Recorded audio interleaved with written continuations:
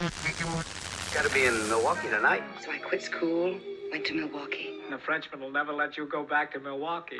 Baxter! Bark twice if you're in Milwaukee. Milwaukee, Ma. Where do you come from? Milwaukee? I want to go to Milwaukee somewhere and learn something. Emergency broadcast, pure Milwaukee area. Matilda's a hun from Milwaukee. He ended up moving back to Milwaukee to live with his parents. That was a blast to go through. I thought so too. Because you got this sort of sense of what at least Hollywood thinks of Milwaukee. Yes. But what was it? Why did you do that? What was it? Yeah. What is it for you? Sara, Daleiden, and I are in Milwaukee. We're sitting in the Washington Park Media Center that Sara and another media producer, Wes Tank, co-own.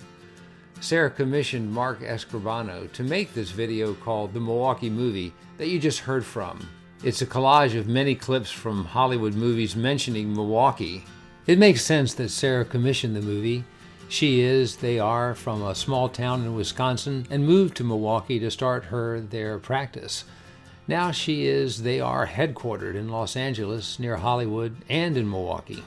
Sara runs a media strategy and production agency named MKE-LAX, the airport codes for Milwaukee and for Los Angeles, respectively. Through their agency, and through partnerships with governmental and other organizations, Sara helps neighborhoods define themselves by creating public spaces. I'm Bryce Tolpin. We come down here for the deep sea fishing all the way from Milwaukee. La Chicago, Milwaukee. I'm just fascinated by where Milwaukee shows up. Yeah.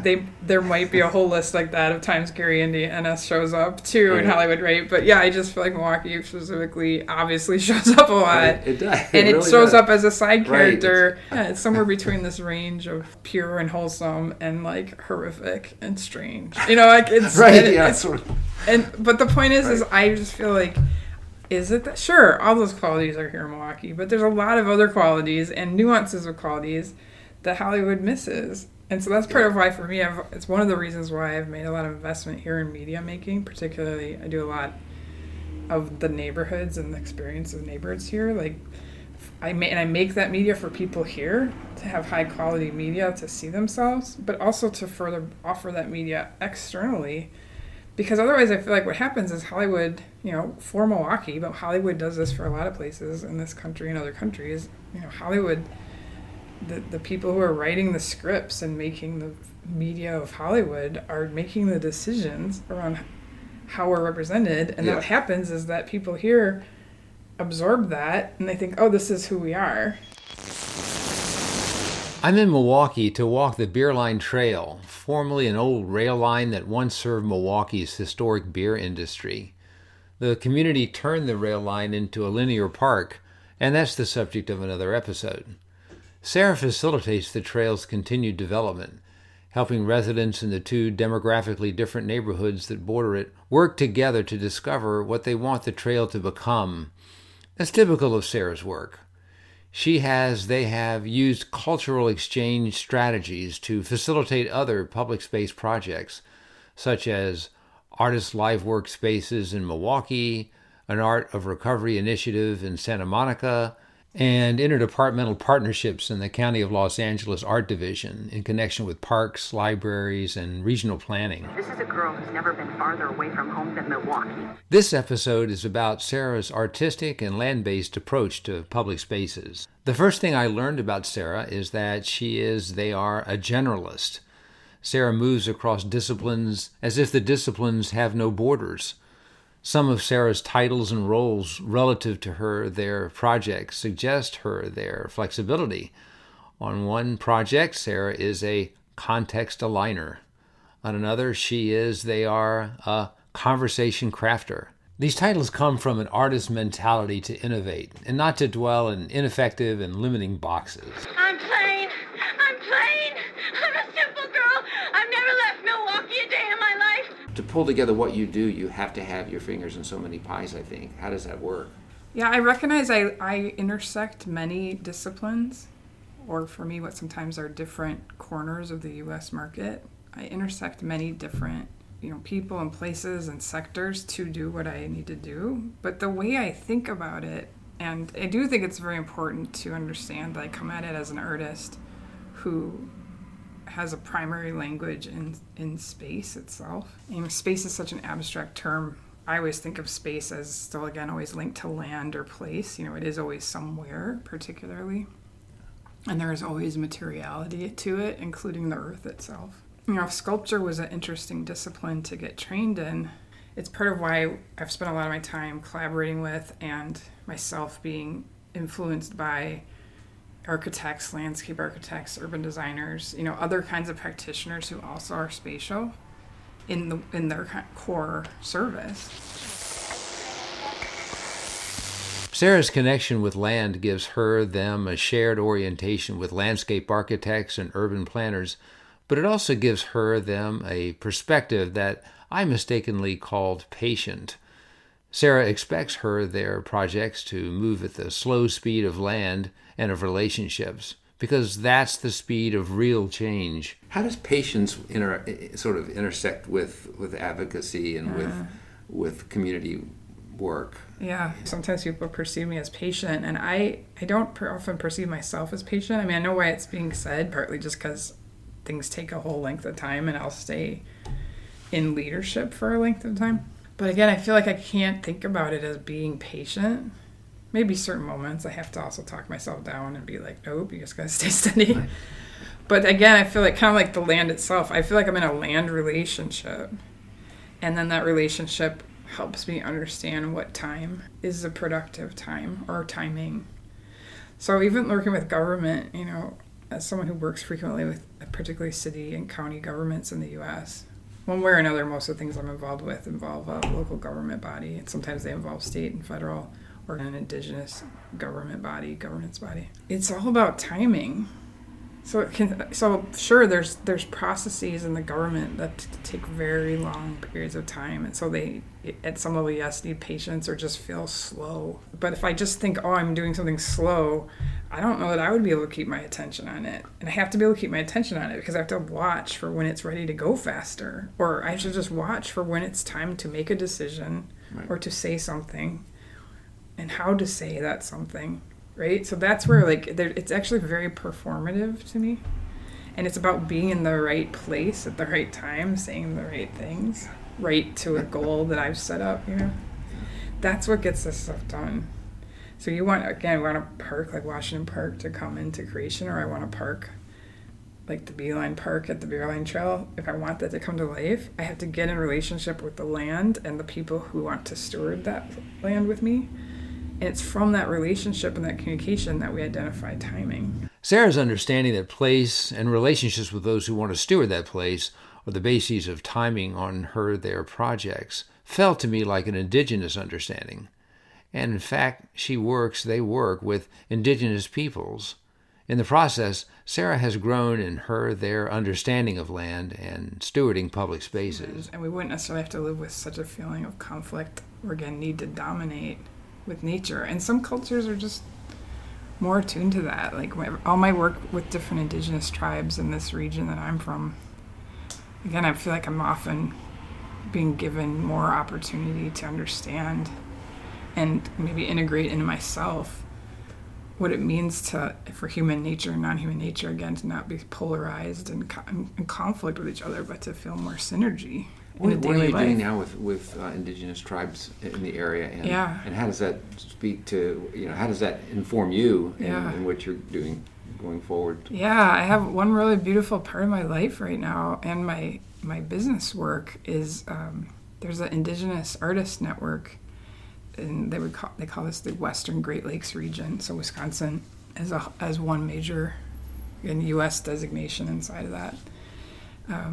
It's called the Little Eagle Arts Foundation, or LEAF is its acronym. But it's a network of maybe 11 different tribes, artists, and maybe some people would identify as being creatives, but they're doing traditional hand-building work or other kinds of art and creative practice work from their indigenous nations perspective. But they also are exploring contemporary art and design practices and looking at fusion points, and some have been formally trained, even in U.S. academic institutions or other contexts. But the point is they are making, and this is also another part. One of the great aftershocks of how the U.S. as a nation grew, the dispossession of native peoples from their lands, but also from being able to practice their culture, like in craft and other art and creative practice. It's amazing how a lot of these cultures have been resilient and still have kept those traditions going, but then allowed, again, these morphing points of when the tradition, which could just be like a way of working a certain material or even gathering materials, as well as like what gets made into what function or purpose. You know, it's just, I just feel like there's this great play going on and intelligence with these Little Eagle Arts Foundation artists that I get to work with.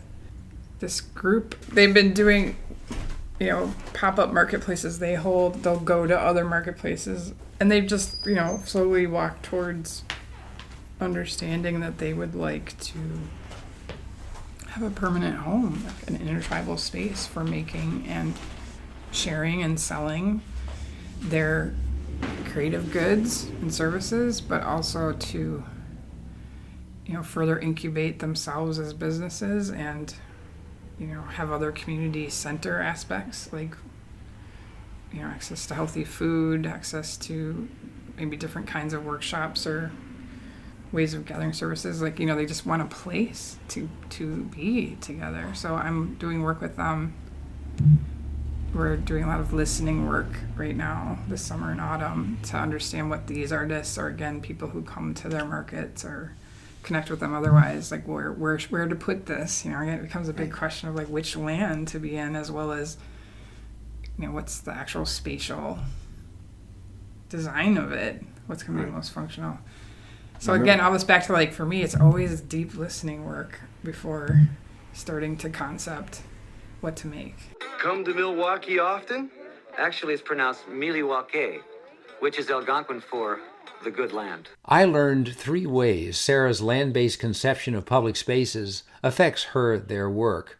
First, the land's division into private and public ownership means that American communities don't naturally steward the land, but that stewardship is the basis for a lasting community. So, the land gives them a broad framework for the human mission that they, and other land caretakers and community facilitators exemplify. Second, the land gives Sara a sense of timing, when to wait and when to act. And third, the land gives them a framework for recognizing, but ultimately passing through, more temporary boundaries. They pass through academic boundaries we call disciplines. But Sara also passes through cultural boundaries because the land does. For instance, Sara works with Rural-Urban Flow, a network of Wisconsin cultural and agricultural producers who cultivate common ground at odds with our society's prevalent narrative of the rural-urban divide. How do you see a city perhaps differently from your background, from your training, from your experience? I mean, again, I always just come back to land itself. Like, it's humans that create borders and definitions of landscape that then can lead to a differentiation of urban and rural, for example. The land is all connected always. And so that's why I always want to like return to it. Land, or, you know, I think about landscape a lot, which is just a term we have from my perspective to describe, almost at some level, to describe that sensation of like when we look out at land, it's not just a single view. It's an awareness that something is really much bigger than us and takes time to be read and understood. So for me, it's, I mean, I recognize that I have lived in urban contexts, and downtown Los Angeles, you know, can feel like a hyper-urban context to me these days. And because it's just been part of my path to also spend time I'm still working in small towns in Wisconsin and in the indigenous lands here. You know, so I have all of that range going on.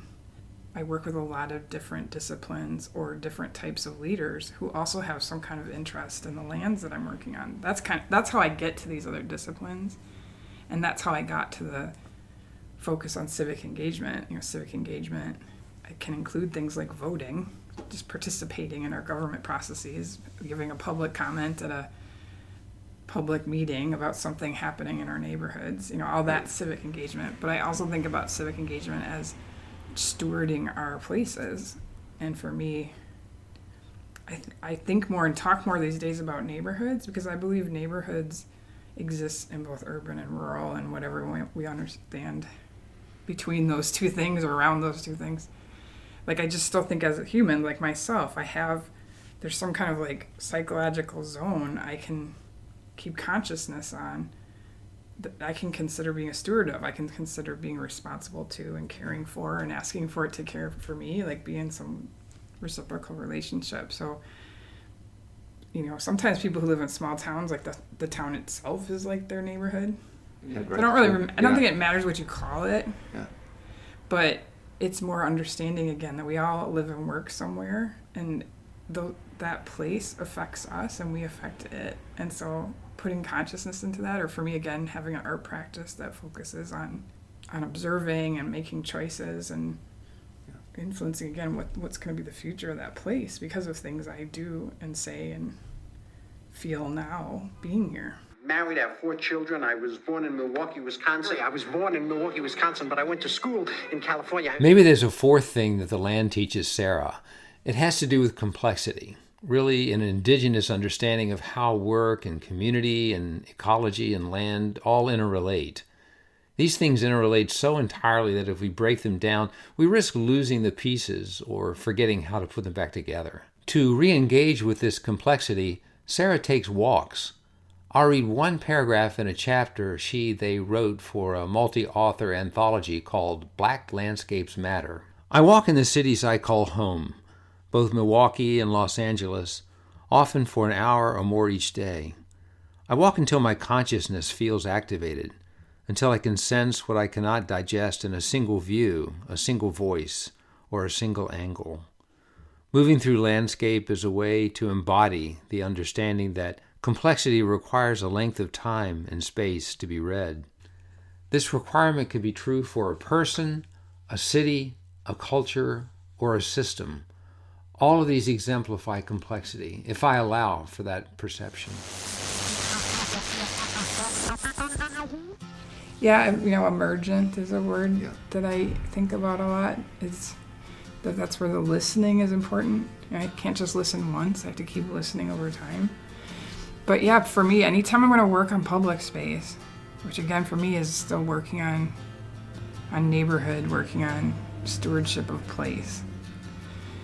But public space to me, it's just like a focusing agent for shared place. At least again in the way we're structured as a U.S. government right now. Public space is one of the tools for us, right? And I just feel like to really make public space happen or support it to shift when it's a good time for a shift, it's always about people, just like it's about other life that's there. But the point is I have to have relationships with other people.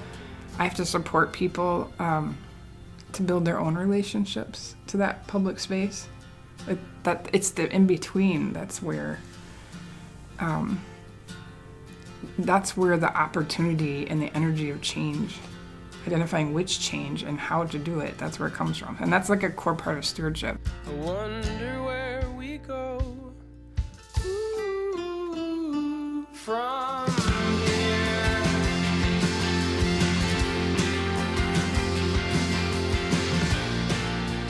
Thank you for listening to Public Spaces. On our next episode, we'll examine the work of the Columbia Pike Documentary Project, a means to reinforce a community of many different nationalities and to celebrate its diversity. Until then.